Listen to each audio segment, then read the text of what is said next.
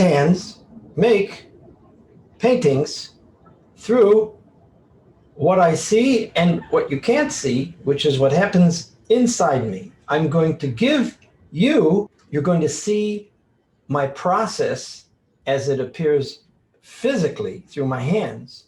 I will give you some insight of what happens inside me, as I do it very quickly. Okay? Here's the blank page, which is it could be a terror, because where do we begin and what do we do? But my good friend Bert said, why don't I make a painting of the koi fish? All right, so I looked up the koi fish, and that's what they look like. And so when Bert said that, I can't allow him to challenge me, and I do nothing. So on the spot, even though I had no materials, no preparation, I took out some water, and I found the whatever paints were the most accessible for immediate action.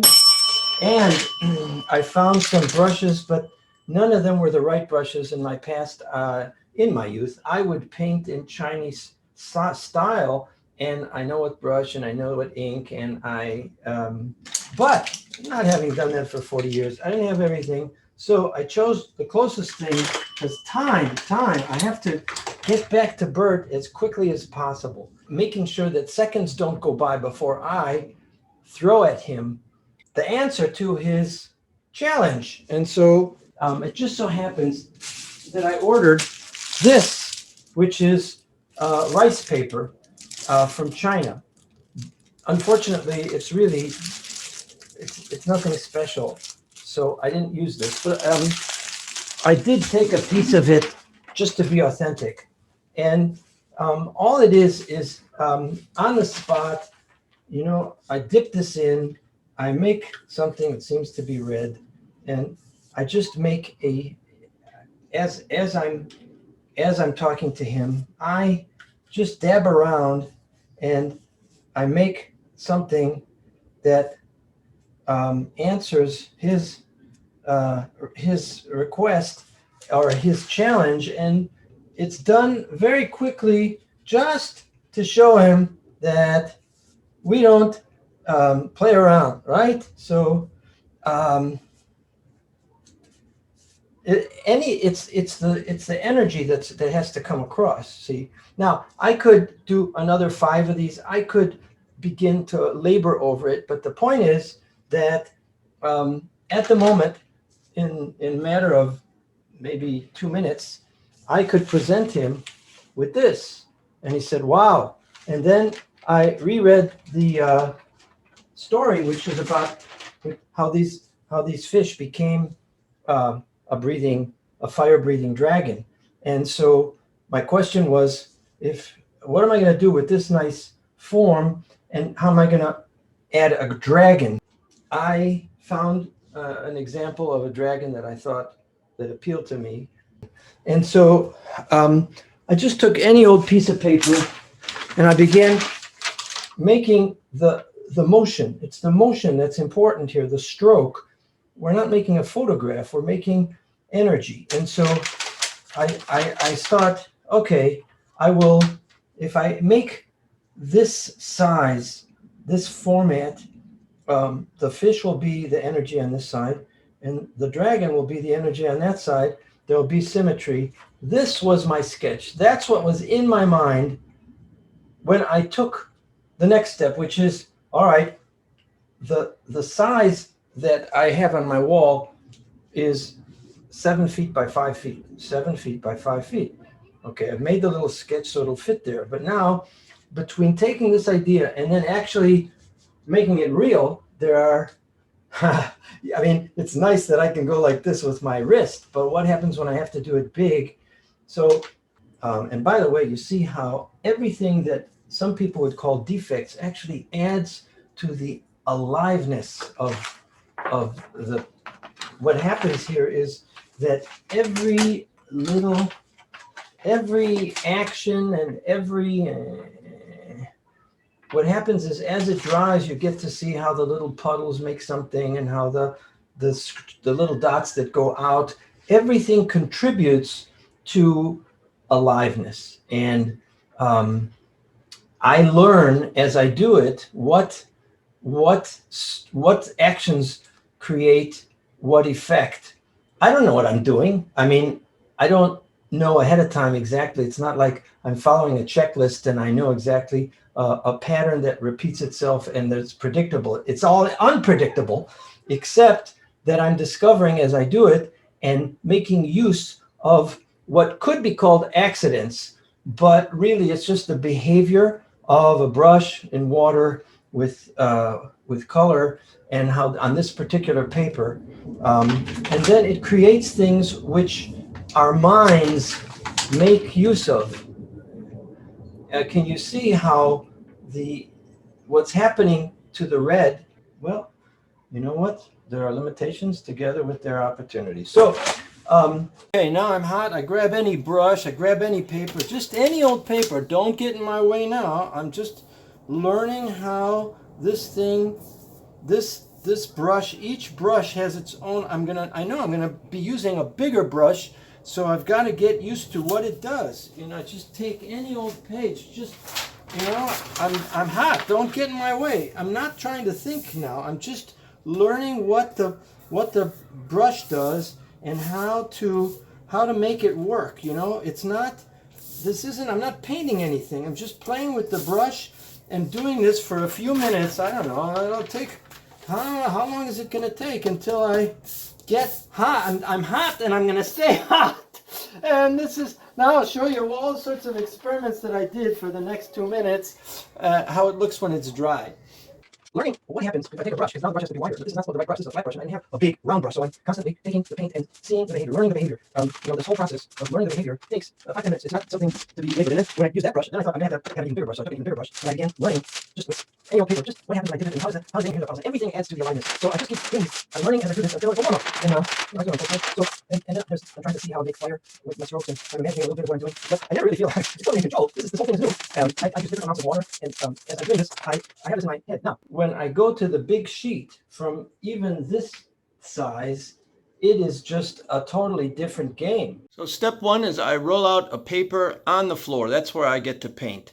This is not an ideal page because it's the back of something else, but I don't have any spare paper to show you guys. So now it's going to be just on the back of an existing painting. Next step, I take my idea, my concept, and now how am I going to put it on this whole big piece? I'm going to have to give myself a little guideline. And so that's what I do next. I take my trusty charcoal and I make a center line. Everything is just very, very approximate. And then I'm going to have the fish here and the dragon there. Doesn't look like much, eh?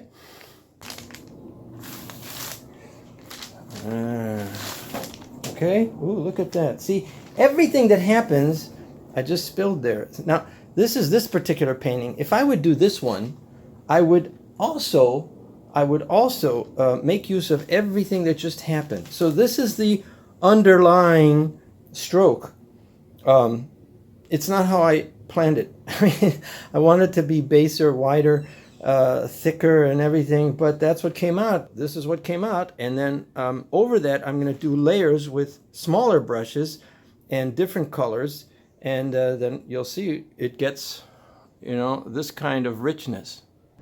You can see my hand motions are showing how I wanted to make one fish, another fish in a symmetry the way they were originally in the sketch. But when I actually came to do it, and I can only take that big mop and make the strokes once. I don't get to practice a lot because I was in pressure of time.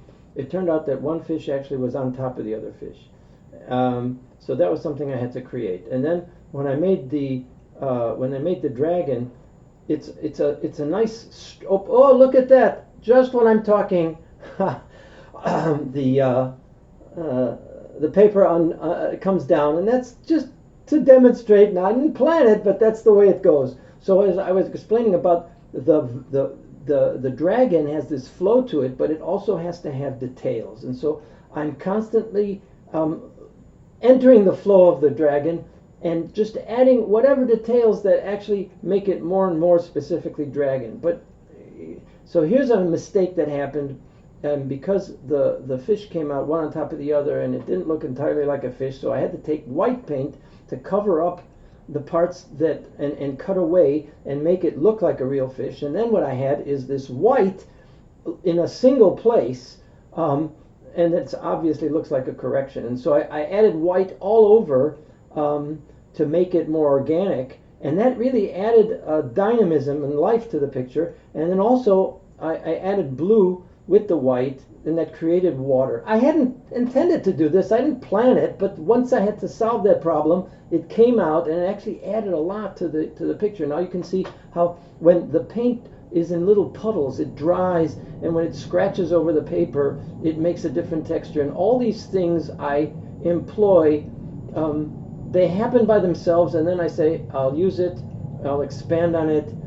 It's just so exciting for me that these things happen. They're way beyond anything I could predict, and that's the beauty of it, that the painting actually has a life of its own, and I'm just trying to keep up with it. So I had a slightly different way of using texture on the red fish as opposed to the black fish, and I wanted to give each one a certain character. And all this just to how it happens, while I'm doing it with the dragon. There was really a balance to be struck between how can I leave it the flow of this as opposed to adding details that make it look like a dragon. And it really takes there are moments of contemplation. What one stroke can I put in a single place that will actually show the fire or show the eye? And I made that eye a few times before it finally fit. And it's one detail, but if I would take out that eye, you'd see that the dragon would look totally different. The same thing with the fire. I added fire, and it's attention. And is it going to come out right because I can't correct it? Well, there are little things that I can correct, but mostly I just have to make sure I'm immersed in my intention to make the flow, and then maybe a single detail. So it has to be very clear to me as I do it. And there's a tension. Don't add too much, because what happens too often with artists is they just overdo it, then it's overworked. Now this is the original sketch, and you can see how that was in my mind, but what actually came out is much richer, much different, and it's like riding a Mustang. You just hold on for dear life, because this thing has a life of its own. I needed that first sketch in order to begin. It's only important really in order to begin, because once you begin the flow, it takes on its own life. It doesn't have to look like that really, but you have to have a starting point. So that sketch was what gave me the starting point. And then things develop step by step in their own directions. And then each time I step back and I say, does it need anything else? The fish tells me, do I need anything else? It begins shouting at me. And the same thing happens with here, the dragon. It begins just as a general stroke, a kind of S, and then I add some detail on a slightly darker color or a more red color, and then I check. See, you can see right here is the original. This light orange is the original, and I've gone. It guides me, but it's alive, and it's like a child grows into an adult. It's all these little changes. I had to add these strokes here, and then I added the fire, and then I had a little bit of correction to the fire. And you see, if you go back, you can get a sense of the whole. But then when you get close, you can feel layers. You can feel the difference. Each paint is slightly different. There's a shiny paint, there's a matte paint. You can see lines underneath that were supposed to be my guide and totally overrode it. And it's a different experience to see how the paint made puddles and had a random quality that is so exciting. So in the end, when I see the final product, I feel, man, that's a miracle that it came out of me. Like, how did that happen? It just was alive, and then did I do it? It's just amazing. The thing lives. it lives. It's a joy. I just every time I do a painting, I just feel it's a miracle.